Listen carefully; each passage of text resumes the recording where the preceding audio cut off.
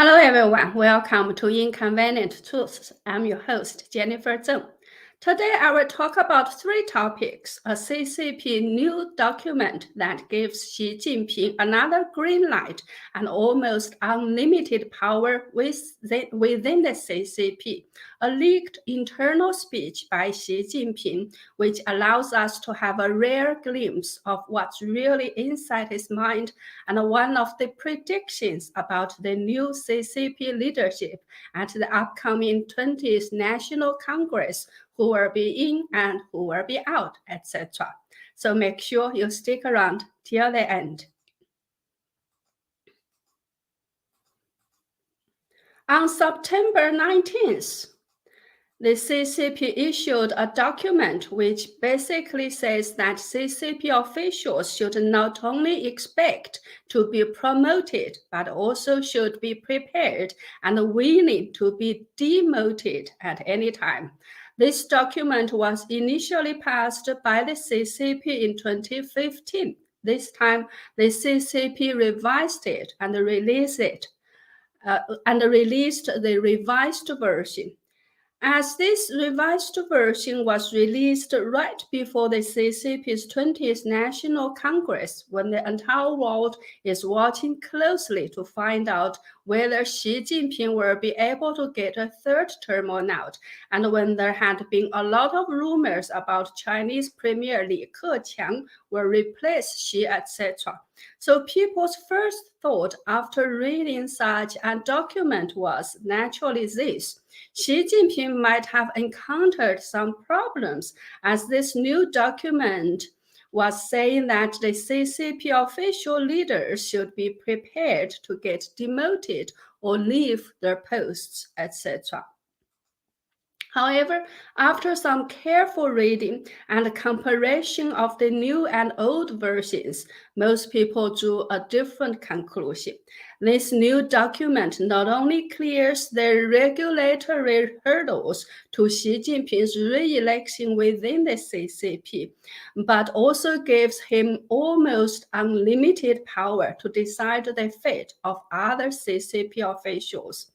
Why did people draw these conclusions? Because they found that two items were deleted from the new version, which are: one, for those who have reached the age limit of service or retirement age limit, they should retire. Two, the limit of term of office should not be extended. So the age limit and the term of office limit were both deleted from the new version, which means CCP officials can now serve endlessly. This equates to giving Xi Jinping a green light to stay in power forever in terms of party rules. We all know that in order to stay power forever, Xi Jinping pushed for changes to China's constitution in 2018, and those changes eliminated the term limitation for the chairman of China. This time, the new party regulations eliminated the term limitation of CCP officials, which was the latest strong indication that Xi Jinping had gained enough support within the party to stay in power. Another difference is, in the new version, the following sentence was added, quote, "Adhere to Xi Jinping thought of socialism with Chinese characteristics in the new era as the guide." This means Xi Jinping's thoughts will be most important to determine who can be promoted and who must be removed in the future. Unlike in Deng Xiaoping's time, whether officials could produce enough GDP will be no longer that important. In other words, officials' economic performances will be much less important than their thoughts or their loyalty to Xi Jinping. The document also lists 15 circumstances about when and why a CCP official should be removed. The number one item is that the officials lack lack political ability, which manifests in the lack of political judgment, political comprehension, and political implementation, etc. Those who cannot carry out the CCP's decisions and deployments without any compromise will be removed. The number two item is that officials whose faith in the party is not firm enough and who have ambiguous attitudes on major issues of principle involving the party's leadership and the socialist system with Chinese characteristics, and who are unable to withstand tests and critical moments, etc., should be removed. Other items are basically all about not following the party close enough or not performing well enough.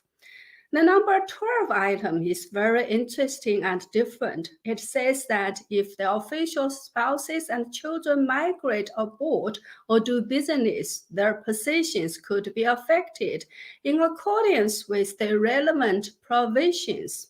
This item obviously shows the CCP is trying to prevent its officials from moving their family members and assets out of China. So overall, the new regulations about how and why officials can be removed become vaguer. Even if you don't make any mistakes, you can also be removed only because you are not good enough.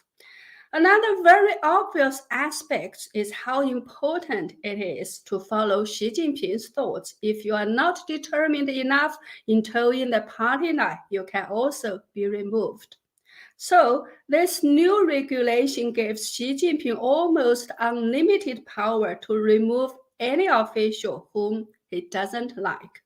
In this regard, Xi Jinping's power inside China has almost reached the extreme. And how dangerous will that be? We may find out very soon.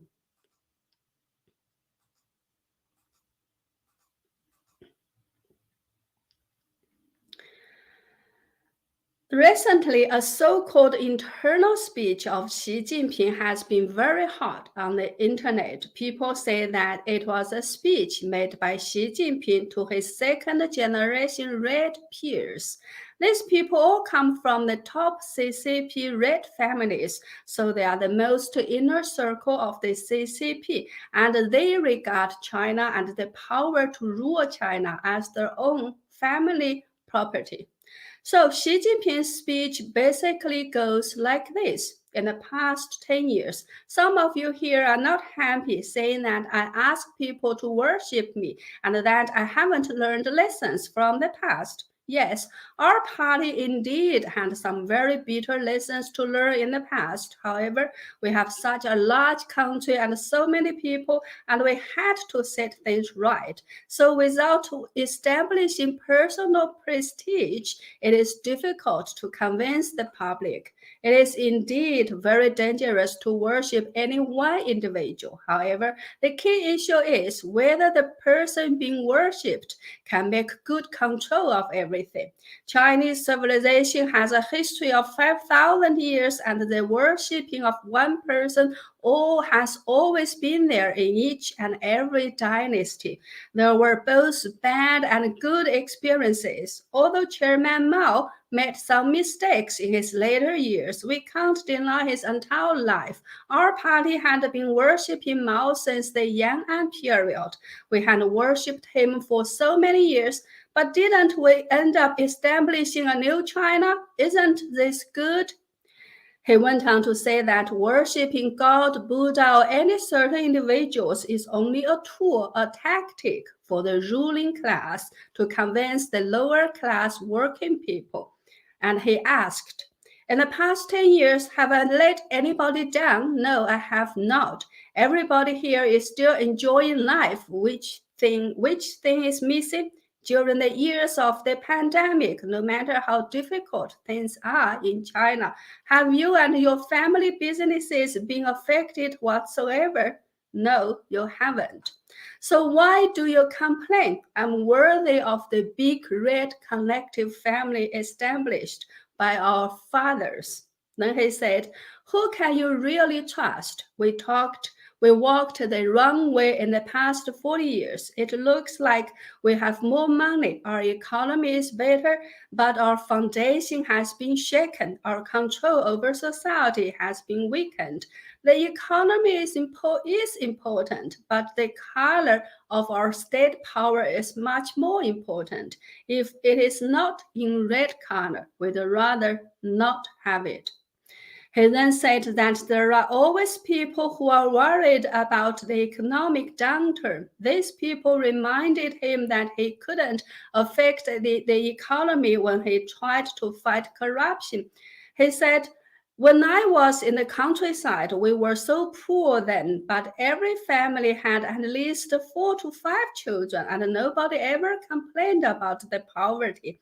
Now life is better, but people curse us after they get fed well. How can that do? This is forgetting where their good life came from. The Chinese are not afraid of suffering and poverty. They should be afraid of forgetting their roots. They should be afraid of corruption.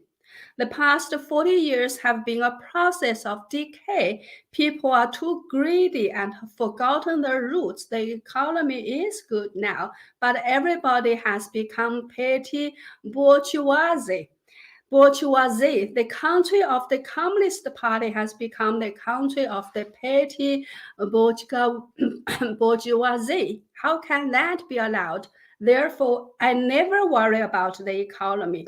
However poor we are, we can't be worse off than the 3 years of natural disaster. By the way, the CCP always refers to the Chinese Great Famine, which saw over 40 million Chinese die of hunger, the 3 years of natural disaster. He said, if we can't see through this, we are forgetting our roots and our initial hearts. The Communist Party is not a party that creates wealth. It is a revolutionary party, a red party, a party that holds power. Therefore, it is not that I want to stay in the office. I just don't feel assured. If we appoint another leader, he may soon become corrupt, and we will become completely bourgeoisified. This has become a common understanding in our Politburo. He then said that there are also people who complain about me breaking the rules. The rules are supposed to be broken in the first place. In the first place, Chairman Mao once said, you can't build up new things without breaking old ones. Didn't Deng Xiaoping break Chairman Mao's rules? The key is not the rules, but who made the rules and for what purpose the rules are made. There will be new rules in the future. We need to look at the big picture and look at the situation. This situation we have today didn't come easily. If it had not been for Comrade Chen Yun, China would not be the red China it is now anymore. We won't have our red heritage anymore. At the end of the day, if we lose our state power, we will be nothing.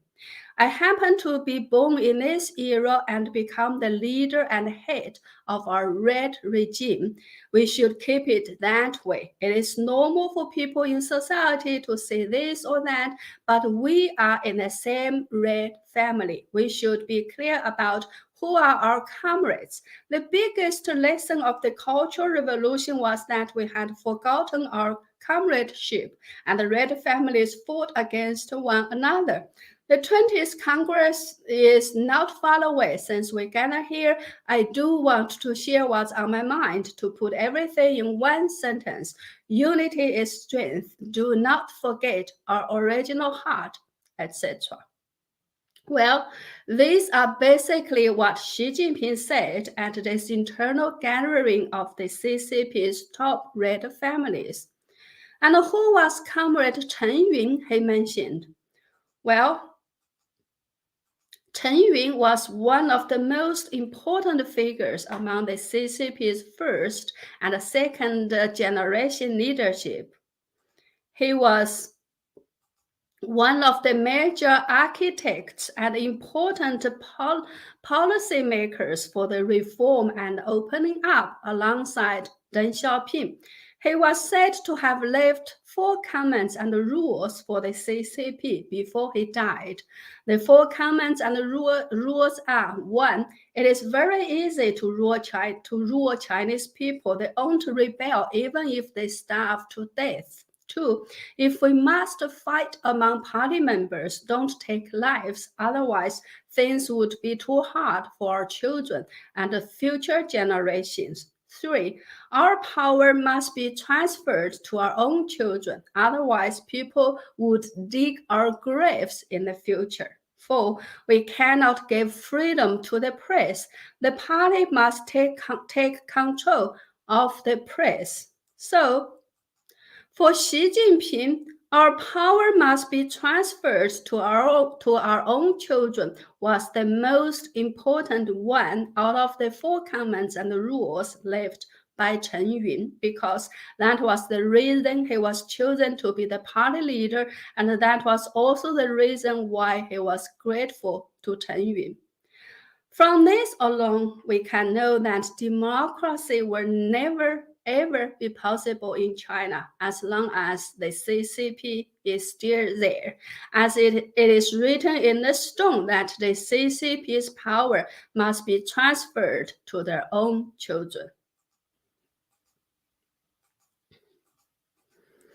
As the CCP's 20th National Congress is getting very close now, people are making predictions as to who will stay and who will go.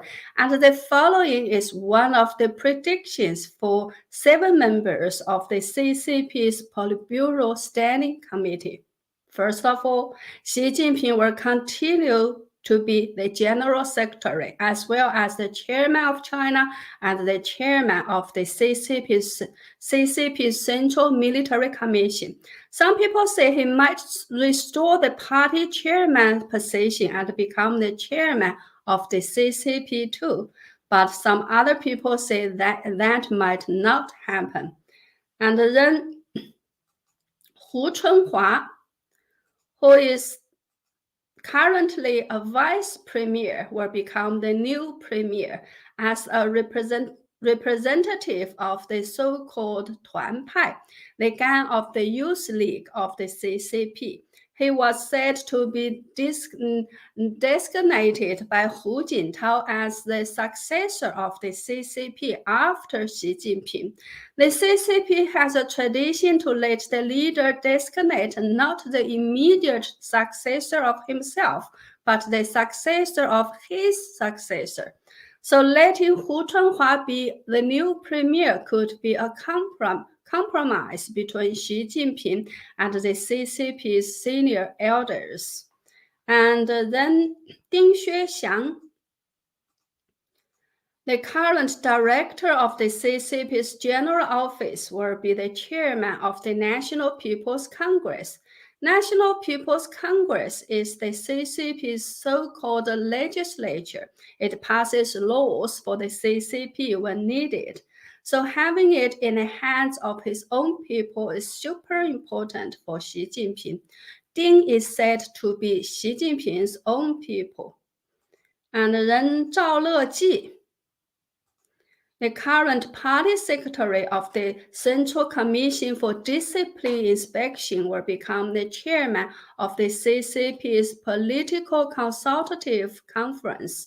Xi Jinping is not very happy about him due to several cases he was involved with before, so a new party secretary of the Central Commission for Discipline Inspection will be appointed.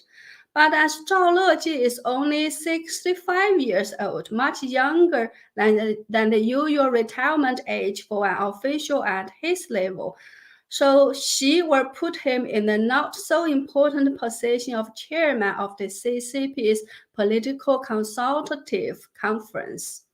And then Huang Kunming, the current head of the CCP's Propaganda or Publicity Ministry, will replace Wang Huning and become the first secretary of the CCP's Central Secretariat. He is also Xi Jinping's man and will take charge of the CCP's ideology and propaganda issues, which are super important for the CCP.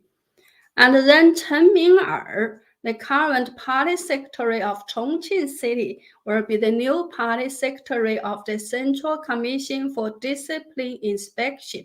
He was supposed to become a member of the CCP's Politburo Standing Committee at the CCP's 19th National Congress, but that didn't happen due to Xi's lack of internal control. This time, Xi would want to appoint his own people to take charge of the Central Commission for Discipline Inspection, which is the most important tool for Xi's anti-corruption campaign. And then Li Qiang, the current party secretary of Shanghai City, will become the new executive vice premier. Also, because of the lockdown he imposed in Shanghai, there have been a lot of negative comments about him. He was once Xi Jinping's secretary when Xi Jinping worked in Zhejiang province, so he will be promoted anyway. In the meantime, current member Li Keqiang, Li Zhanshu, Wang Yang, Wang Huning, and Han Zheng will step down at the 20th National Congress. Well, this is only one of the predictions of the CCP's new leadership, based on the CCP's unwritten, unspoken rule of 七上八下, which means CCP officials who are younger than 67 years old can stay, and those who are 68 years old or older must go. But since the CCP has just gotten rid of the age and term limit of officials in its latest regulations, maybe the rule of 七上八下will no longer be valid anymore, so things can still change. Well, that's all for today. Thank you so much for watching. If you like my content, please spread my channel and videos or go to my website at jenniferzengblog.com. Sign up for a membership or make a donation to show your support. Thank you. See you next time.